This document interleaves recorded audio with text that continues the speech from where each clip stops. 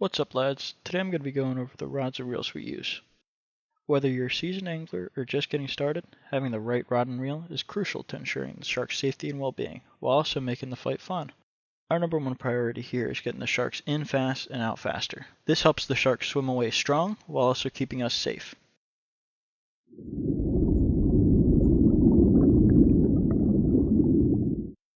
First up is a custom-built 12-foot Phenix Black Diamond Surf Blank with a gimbal rod butt, paired with a Penn Spinfisher VI 10,500 size reel and spooled with 80-pound Momoi diamond hollow core braid. This setup is perfect for handling large sharks from the shore. It's got a lot of guides, which gives it a lot of power to bring in those big sharks fast. Our second rod is a custom-built 7'2" Phenix Axis 80 to 200 pound blank, featuring glow-in-the-dark thread around the guides, which I'm a big fan of. It's matched with an Avid TRX 80 wide reel and spooled with a 130 pound test Momoi diamond braid hollow core. This rod is ideal for when you need that extra strength and durability, and we have yet to find a shark that can properly challenge this rod. Lastly, as an all-around rod, I have a Penn Battalion 10-foot surf spinning rod, equipped with a Penn Pursuit IV 6,000 size reel. This rod uses PowerPro 50-pound braid with 30-pound mono backing, offering versatility from catching bait to bringing in smaller sharks and rays. For this next part, I want to go over more than just the rods that we have. I also want to make some recommendations for fishermen who are just getting started in the shark fishing world. Now, what would I recommend for you to start out? Really depends on your budget. If you're just surf casting for sharks or kayaking out the bait like us, you should have a 10 to 12 foot rod, with at least a 6,000 size reel, but preferably 8,000 size and larger, spooled with 50 to 80 pound braid.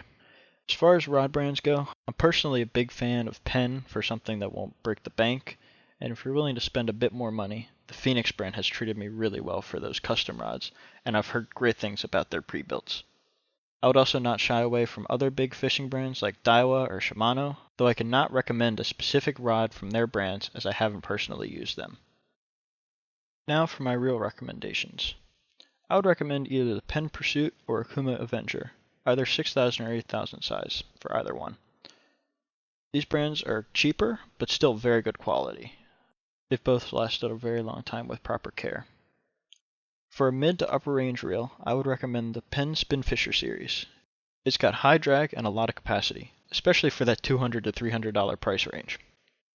For the top end, I can't really justify purchasing a more expensive spinning reel because I'm most concerned about that drag rating. After all, we are trying to bring in the sharks as fast as possible, so that high drag helps with that.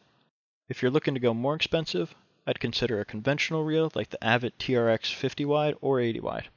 I can also do another video about the research I've done on conventional reels, so drop a comment if you'd like to see that.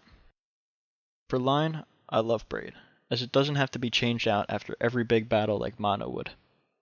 I do understand the rationale for people who use mono if they're fishing near sandbars. I like hollow core braid the best because I do have the ability to splice mono on if I want it. Splicing retains 100% strength as there's technically no knot, provided you do it correctly. As far as I've researched, Momoi Diamond Gen 3 hollow core braid is the best brand that I'm aware of. For regular braid, which I've used for most of my life, I recommend PowerPro, and I'd be hard pressed to find a better brand.